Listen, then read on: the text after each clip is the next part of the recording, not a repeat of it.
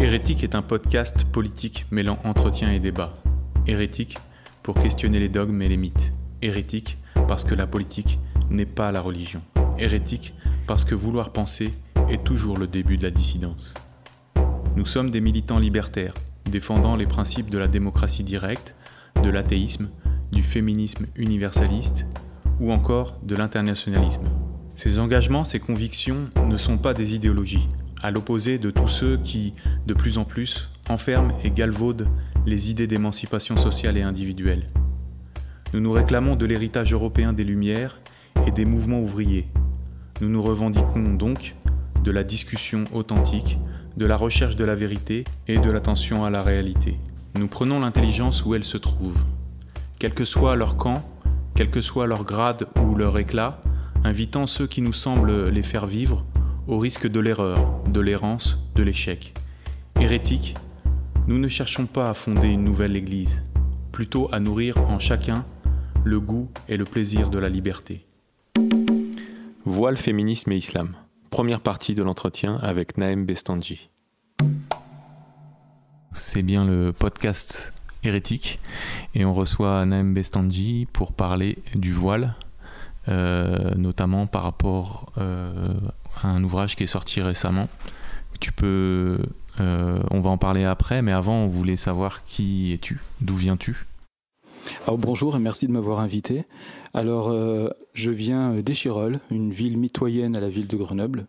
Donc c'est pour ça que je dis souvent que je suis de Grenoble, c'est plus simple. Je suis né en 1972. J'ai toujours vécu depuis ma naissance jusqu'à aujourd'hui dans les quartiers populaires. J'y ai longtemps travaillé dans l'éducation populaire, dans l'animation socio-culturelle, que ce soit dans mon quartier et puis dans d'autres quartiers sur l'agglomération grenobloise. Que dire d'autre? J'ai fait des études d'histoire et dès que je le pouvais, je travaillais sur l'histoire de la laïcité, l'histoire des femmes et j'ai fait un mémoire de recherche en Master 1 d'histoire, un master de recherche sur l'islam radical à Grenoble. Et je me suis intéressé à ces questions parce qu'avant ça, j'avais participé à la création du mouvement Ni pute ni soumise parce que, de par mon passé, mon vécu personnel, mais aussi mes activités associatives et ma profession, j'ai vu l'arrivée de l'islam, le développement de l'islam et à travers son interprétation extrémiste. Et la chose la plus visible, c'était sur les corps des filles. C'est-à-dire l'arrivée notamment du port du voile. Et plus je voyais ça se développer, et plus ma fibre laïque et féministe se révélait. Et j'ai toujours eu une sensibilité de gauche, parce que mon histoire personnelle fait que j'ai eu cette sensibilité-là. Et par exemple, quand j'ai fait mes formations dans l'animation socioculturelle, d'abord le BAFA, le BAFD, puis ensuite des diplômes professionnels, la laïcité était toujours là. Et c'est ça qui me plaisait, c'est-à-dire que l'individu puisse se construire par lui-même et qu'il n'ait plus les chaînes accrochées de la religion ou même d'une culture, de pouvoir se construire par soi-même, de pouvoir choisir soi-même. Et j'ai toujours baigné dans des milieux qui étaient athées ou alors croyants, mais ultra intimes, quoi. Donc, et quand je vois le développement de l'islam à travers l'extrémisme, que ce soit dans ma famille, en France, en Tunisie et dans mon quartier, je comprenais pas, j'étais mal à l'aise parce qu'à chaque fois, ça accentuait les différences. Enfin, la première conséquence, il y avait deux conséquences, c'était sur la nourriture. L'arrivée de ce qu'on appelle le halal, alors qu'avant ça n'existait pas.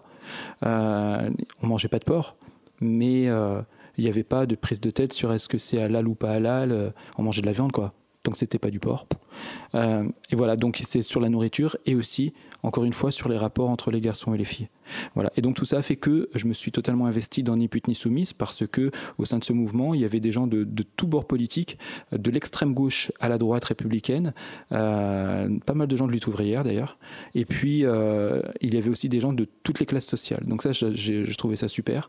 Mais il y avait beaucoup de gens des quartiers d'origine maghrébine qui savent ce qu'est l'islamisme. Et donc c'est pour ça qu'on s'était mobilisé à cette époque-là. Et ensuite, après ce mouvement-là, je voulais quand même savoir d'où ça venait, pourquoi on en était arrivé là, et j'avais besoin d'un recul et d'une approche intellectuelle sur le sujet. Et c'est pour ça que j'avais fait des études d'histoire. Et donc le livre qui est sorti il y a peu de temps, qui s'appelle Le linceul du féminisme, est orienté sur le voile. Oui, ça s'appelle Le linceul du féminisme, et le sous-titre c'est Caresser l'islamisme dans le sens du voile. D'accord. Et donc, pourquoi ce livre ? Alors parce que après avoir bien milité dans le milieu associatif, dans l'éducation populaire, donc avec ce que j'ai pu observer, comme je l'ai dit il y a quelques minutes, et ensuite avoir milité dans le féminisme, il y a eu à l'été 2016 les premières affaires burkini en France, sur les plages, sur quelques plages. Et j'ai été atterré par ce qui était dit, que ce soit par les pour et par les contre. Certains qui invoquaient la laïcité sur les plages, par exemple. Ce qui n'a rien à voir. D'autres qui disaient oh voilà les musulmans ou l'islam, ce qui c'est pas forcément lié directement à l'islam ou les musulmans. Beaucoup de confusion, beaucoup d'erreurs étaient faites. Et c'est là que j'ai compris que oui, tout le monde n'a pas mon histoire personnelle, tout le monde n'a pas travaillé ce sujet-là comme je l'ai travaillé pendant des années. Et donc je me suis dit je vais écrire sur ma page Facebook, écrire des articles pour informer ceux qui me suivent. Et puis en fait ça a pris très vite. Et donc j'écris des articles depuis 2016 pour informer et alerter. Et puis au bout d'un moment, je trouvais les articles un peu limités. Et puis surtout, j'avais envie d'écrire un livre sur le voile, le livre sur le voile que j'aurais aimé lire quand j'ai commencé à m'intéresser à ce sujet au début des années 2000. Parce que le voile, c'est l'outil principal de l'intégrisme musulman, l'outil politique principal. Tout tourne autour de ça, tout tourne autour de la sexualité, des rapports entre les hommes et les femmes. Et les islamistes sont si obsédés par la sexualité, bien plus que par la religion d'ailleurs. L'islam sert de régulateur à leur obsession sexuelle à travers le prisme du patriarcat. Et ils sont tellement obsédés qu'ils ont fait du voile leur porte-étendard politique. Ils le disent, c'est pas une interprétation ou une opinion de ma part, j'en parle dans mon livre, ils le disent texto.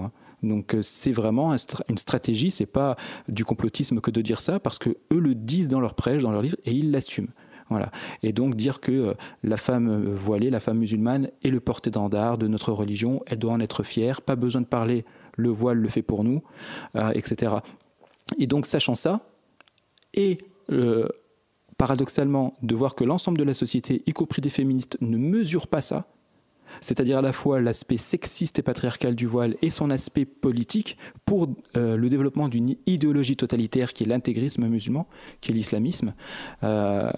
C'était trop pour moi et il fallait vraiment que je puisse m'épanouir dans un livre pour pouvoir faire la somme de toutes mes connaissances sur ce sujet, actualiser avec des exemples récents pour que les gens puissent vraiment s'imprégner du texte et de comprendre que c'est pas quelque chose d'il y a 30 ans, c'est maintenant quoi.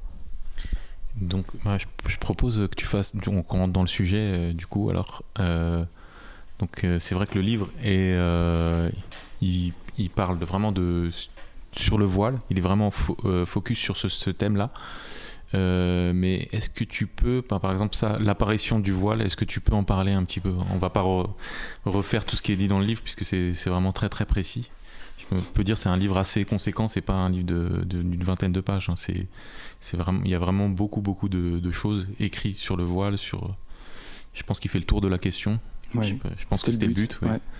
Voilà. Et est-ce que tu peux par exemple, donc ce que tu dis, le voile est symbole de l'islamisme.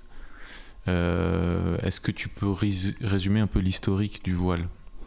Alors, le voile a été créé dans l'Antiquité, bien avant les religions monothéistes.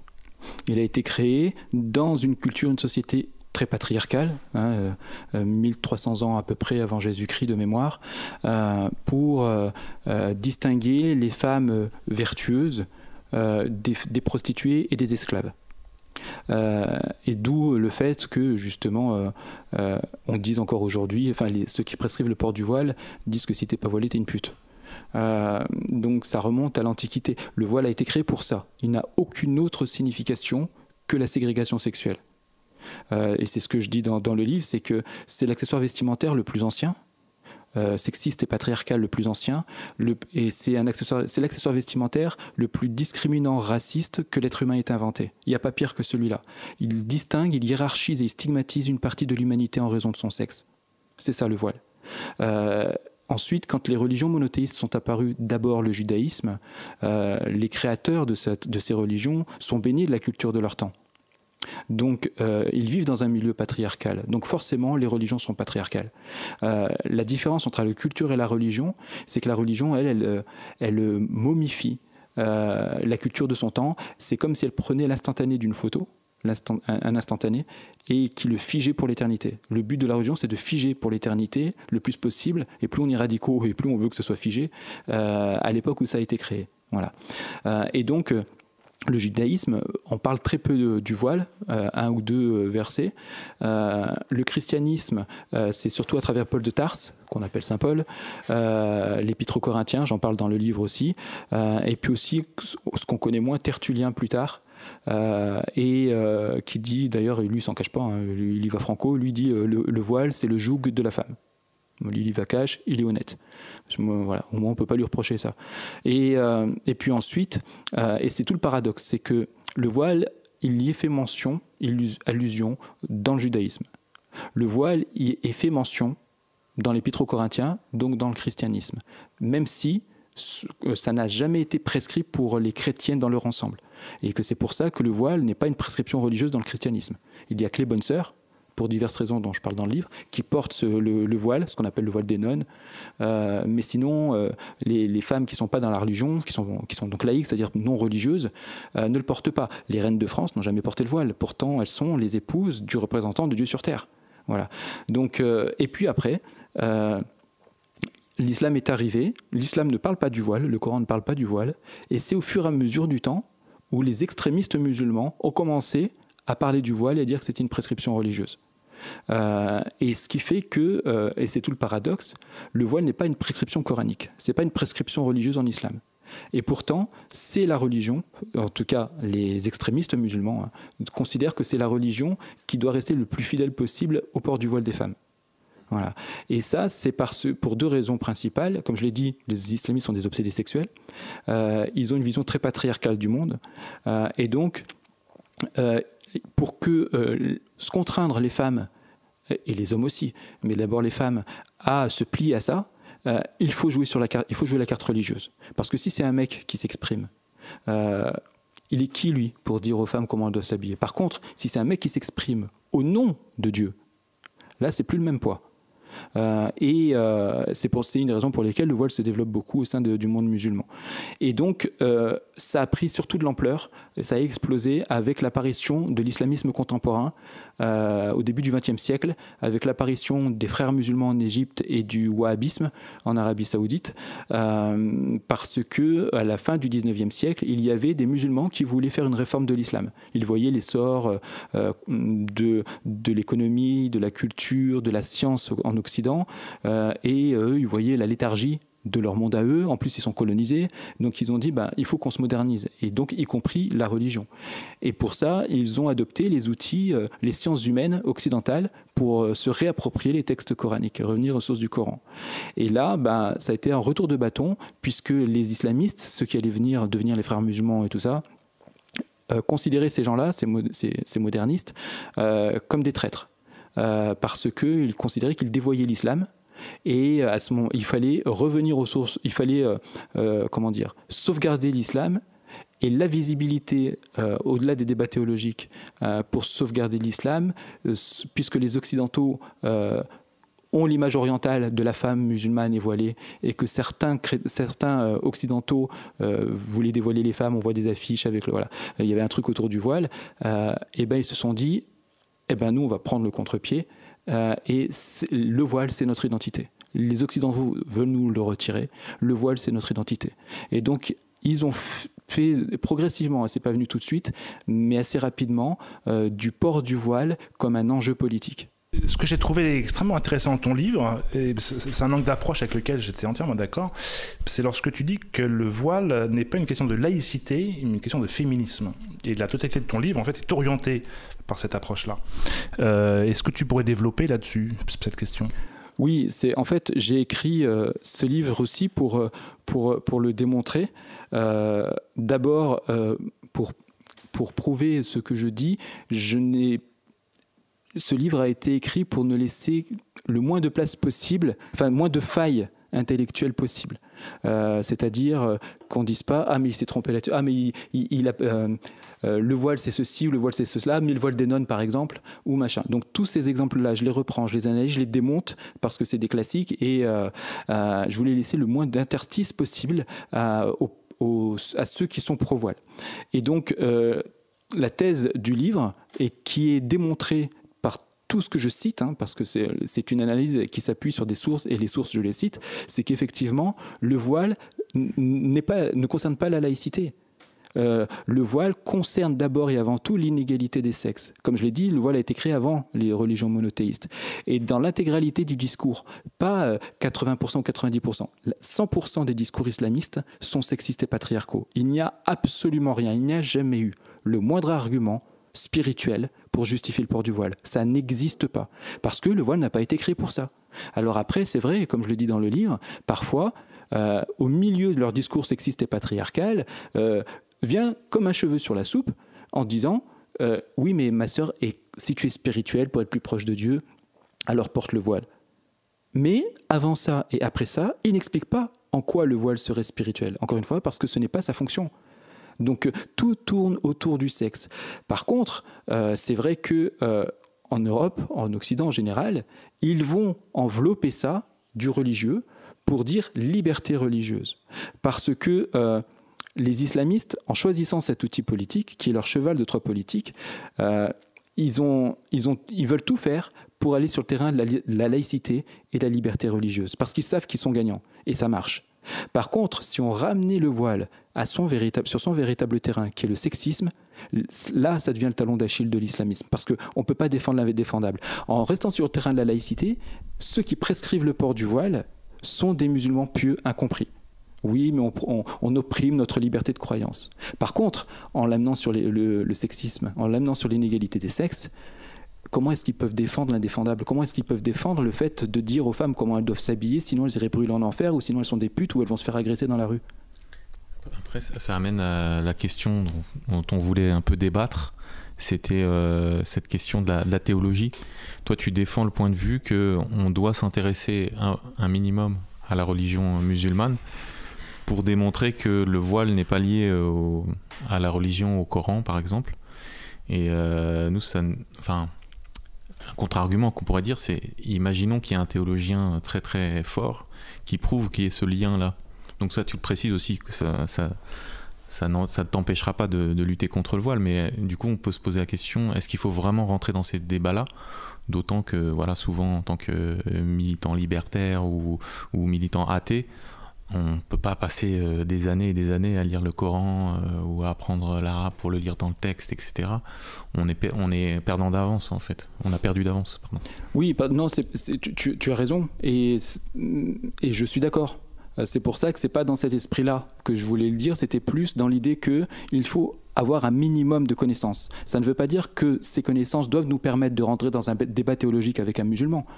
Ça veut dire qu'il faut savoir de quoi on parle. Quand on veut lutter contre une idéologie, quelle qu'elle soit, religieuse, politique, économique, peu importe, il faut quand même savoir de quoi on parle un minimum. On ne peut pas lutter contre une idéologie en n'y connaissant rien. C'est ridicule et même c'est contre-productif parce que on va rebondir sur notre ignorance pour dire bah voilà, tu vois, tu connais rien, t'es pas crédible, donc j'ai raison quoi, puisque tu connais rien, de quoi tu parles, t'es pas musulman, de quoi tu parles.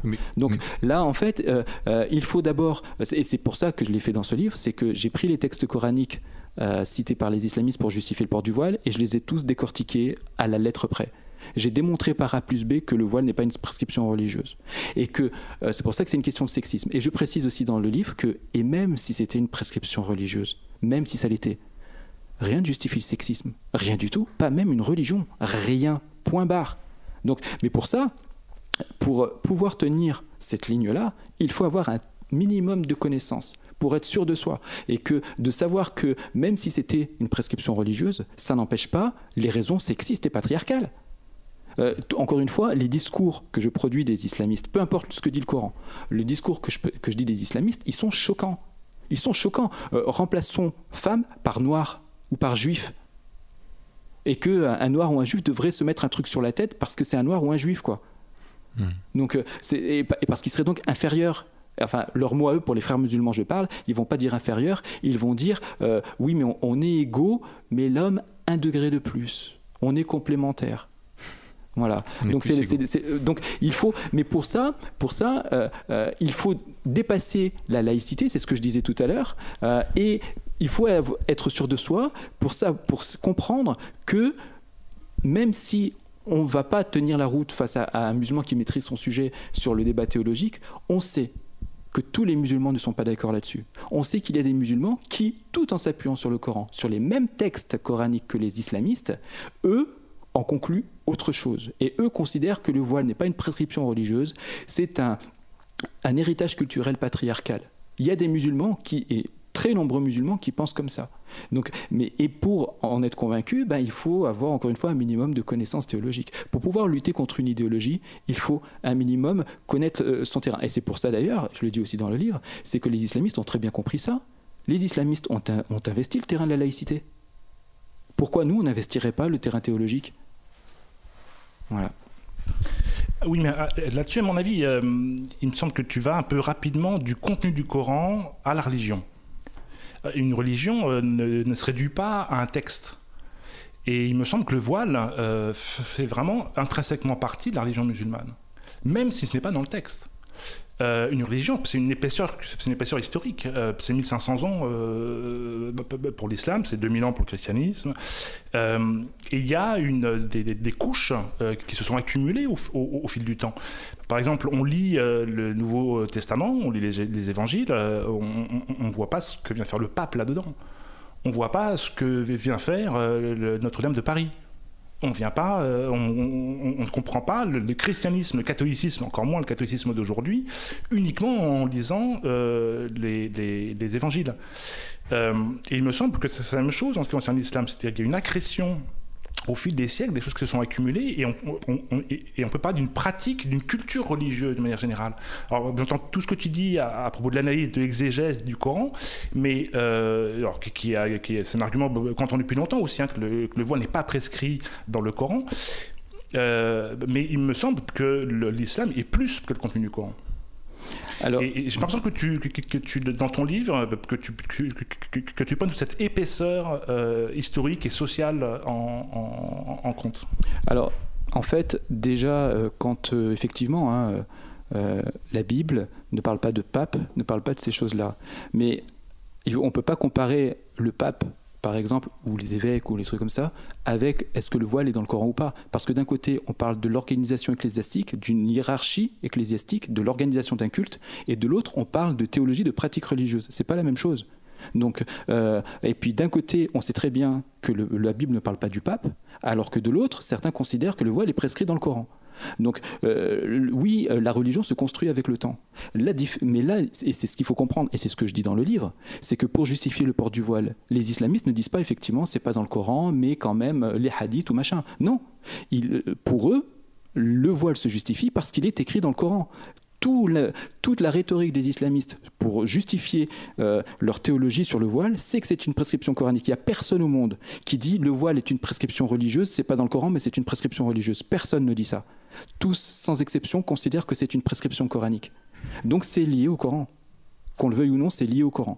Donc, et c'est pour ça que je me suis investi dans l'analyse théologique du Coran, parce que j'en avais marre qu'on me dise, même si je savais que ce n'était pas dans le Coran, j'avais déjà des notions, et puis aussi, dire que le voile est une prescription religieuse en islam, ça disqualifiait tous les musulmans qui considèrent que ça ne l'est pas. Moi, toute ma vie, jusqu'à le jeune adulte, tous les musulmans que je connaissais, il n'y a aucun qui disait que le voile est une prescription religieuse, même des imams. Donc ça veut dire qu'eux se trompent et que les islamistes ont raison. Si on considère que c'est quand même religieux, etc. Donc ça veut dire que ceux qui ne le pratiquent pas suffisamment leur religion. Et pour moi, c'est un discours qui est dangereux. Et parce que ça disqualifie ceux qui sont en première ligne face aux islamistes. Donc il faut entendre, et c'est aussi pour ça que j'ai écrit ce livre, et que j'ai démontré par A plus B que ce n'est pas une prescription coranique, pour montrer le point de vue des musulmans qui considèrent que ce n'est pas une prescription religieuse en islam, c'est qu'il faut entendre ces musulmans, il ne faut pas les oublier. On peut être athée, on peut être libertaire, on peut être anti-religion, mais aussi considérer qu'au sein de chaque religion, il y a des oppositions, et que si on nie que dans l'islam, il y a des progressistes, il y a des des croyants qui s'opposent aux islamistes et qu'on considère que les islamistes sont de simples musulmans incompris ou opprimés ou discriminés, on passe à côté et finalement on facilite l'avancée de l'islamisme. Et c'est pour ça, j'en reviens à ça, qu'il faut avoir un minimum de connaissances. Alors effectivement, il ne faut pas être un savant de l'islam sur le plan théologique. Quand je parle de connaissances, c'est un minimum de connaissances théologiques, mais aussi historiques. Parce que, et ça aussi je le dis dans le livre, c'est qu'on compare avec ce qu'on connaît. Donc quand on ne connaît pas l'islam, on va comparer avec le christianisme parce que c'est notre culture judéo-chrétienne, etc. On a grandi là-dedans, on sait ce que c'est. Le pape, d'ailleurs, on n'hésite pas, quand on est athée, tout ça, on n'a aucun état d'âme à se foutre de lui, parce que c'est dans notre culture. Et que depuis des siècles, il y a toujours eu des Français qui tapent sur les religieux.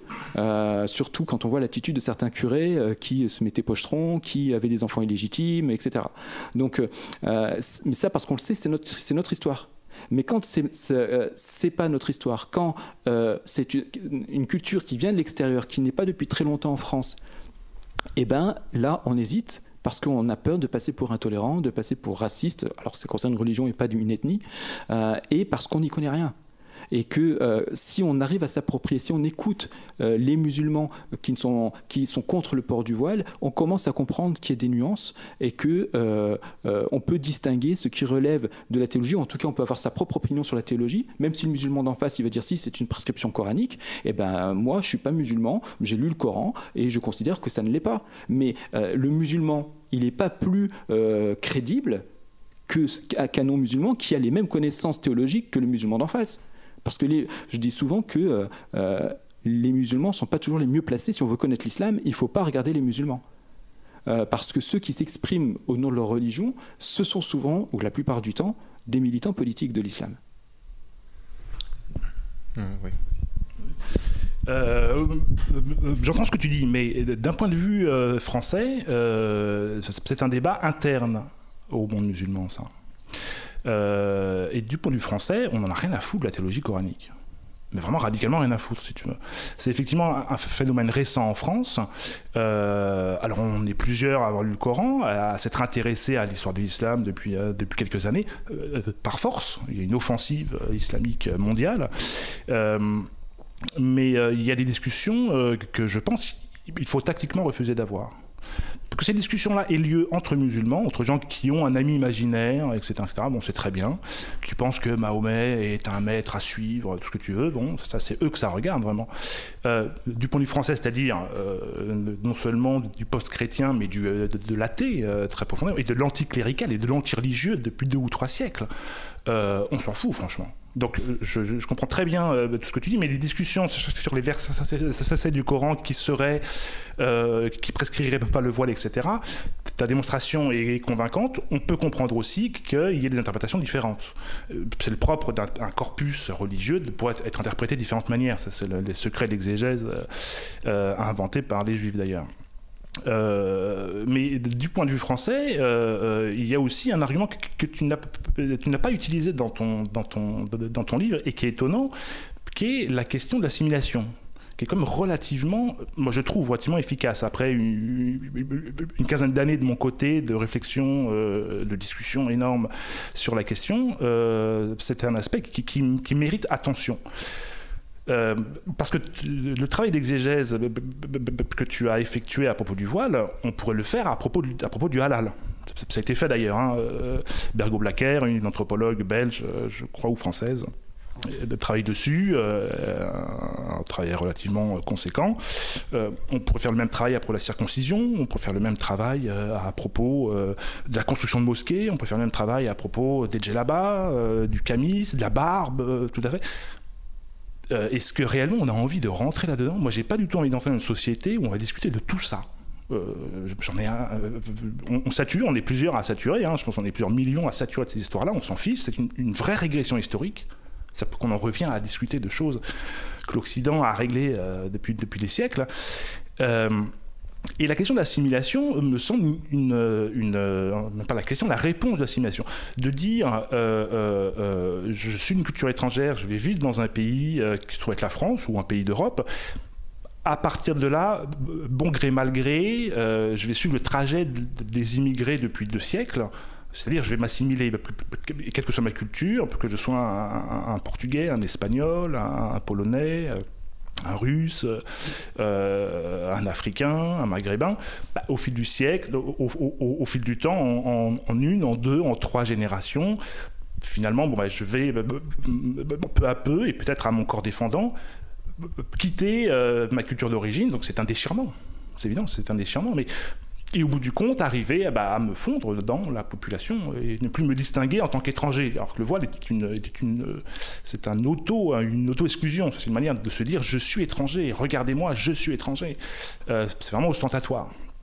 Et pourquoi c'est pas un argument que tu as utilisé, qui me semble relativement efficace et qui évite justement de rentrer dans le labyrinthe de la théologie, de l'ethnologie, de l'anthropologie historique, etc. Même si c'est tout à fait nécessaire, hein. Je reconnais et j'encourage ce genre d'effort, mais il me semble qu'il y a là malgré tout une impasse. Parce que si en plus il faut s'intéresser, je finis là-dessus, hein, il faut s'intéresser à toutes les cultures qui entrent en France, les Sri Lankais, les Roumains, les Indiens, les Pakistanais maintenant.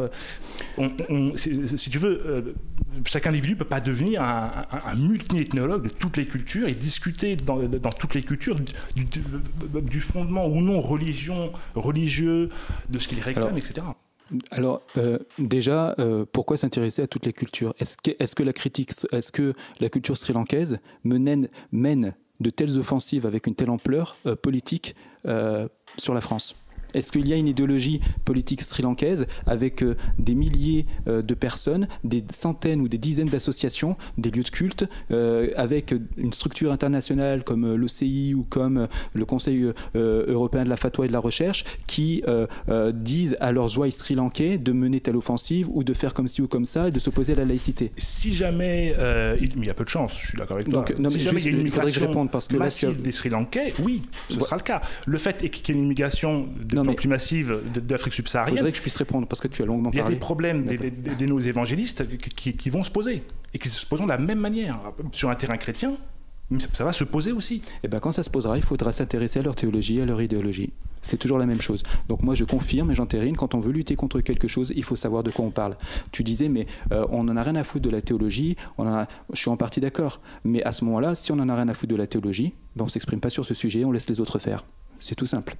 Donc, justement, parce que le fait de ne pas s'intéresser à la théologie et de dire « mais ce n'est pas notre affaire », etc., ça te permet de dire que le voile fait partie de la religion musulmane et que le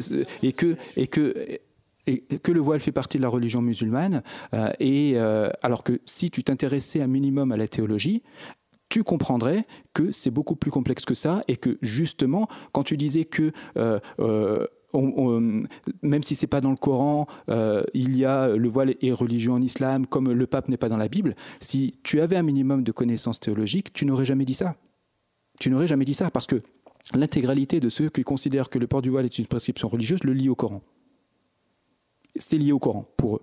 Donc, mais pour ça, il faut avoir un minimum de connaissances théologiques.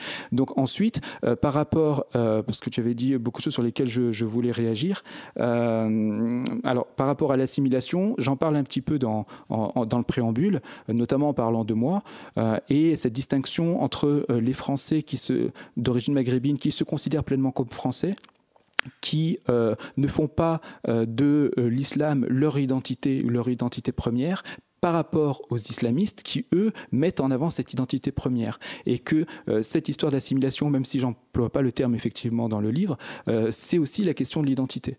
Et donc, les islamistes jouent beaucoup là-dessus, notamment, par exemple, le fait de dire « mais les femmes nues en France pour vendre du yaourt ». En gros, on distingue les femmes françaises qui ne sont pas musulmanes et qui sont capables de se mettre à poil pour vendre des produits, et les musulmanes qui se respectent elles-mêmes et qui donc sont voilées. Donc, on fait la distinction, et ils le disent entre eux, c'est-à-dire les Français, et nous, les musulmans. Donc on oppose une nationalité, des habitants d'un pays, avec une religion. Voilà. Donc là, il y a la question identitaire. Et c'est vrai que... alors après, je n'ai pas abordé la question assimilation, intégration, parce que ce n'est pas le thème du livre, mais c'est vrai que c'est un sujet qui est important, et que l'assimilation, elle se fait plus ou moins rapidement, plus lentement pour les Français d'origine maghrébine pour diverses raisons, notamment linguistiques. Par exemple, si je prends l'exemple des Italiens, des Espagnols, c'est une langue latine, c'est une religion qui est commune, c'est une ethnie qui est proche, c'est une culture européenne, donc c'était plus facile. Après, il y a aussi les Chinois. L'exemple des Chinois, mais les Chinois c'est pas pareil, c'est pas une ancienne colonie, ils viennent de beaucoup plus loin, ils sont pas aussi nombreux en France, donc on peut pas tout. C'est vrai c'est difficile de comparer. Par contre, c'est intéressant de comprendre effectivement pourquoi les uns s'assimilent mieux que les autres, etc. Et que une des explications sur le manque d'assimilation des Français d'origine maghrébine, c'est le poids de la religion à travers les islamistes qui en ont fait une question d'identité. Mais la première raison, elle est économique et sociale. Et que de parquer les gens depuis 40 ans dans des quartiers populaires où au départ, sur la plupart d'entre eux, notamment le mien, c'était très mixte, et au fur et à mesure, les Français dits de souche, entre guillemets, s'en vont pour laisser la place à des primo-arrivants, et donc une ghettoisation qui est ethnique qui est sociale, ça a été la centrale nucléaire du développement de l'islamisme. Et justement, comment faciliter une assimilation quand on laisse les gens qui se ressemblent tous au même endroit vivre entre eux. Donc c'est ça aussi qui a beaucoup contribué. C'est pas un problème de religion, c'est vraiment un problème politique, de choix politique, de la politique de la ville. Et aujourd'hui, c'est difficile depuis une vingtaine d'années, une trentaine d'années, on essaye de corriger le tir, mais c'est très difficile. Et puis il n'y a pas forcément les moyens. Quand je parle des moyens, c'est pas forcément les moyens financiers, mais les moyens intellectuels, de projets, parce que souvent on met des milliards dans les quartiers, mais c'est juste pour repeindre des murs. Je caricature, mais c'est un peu ça.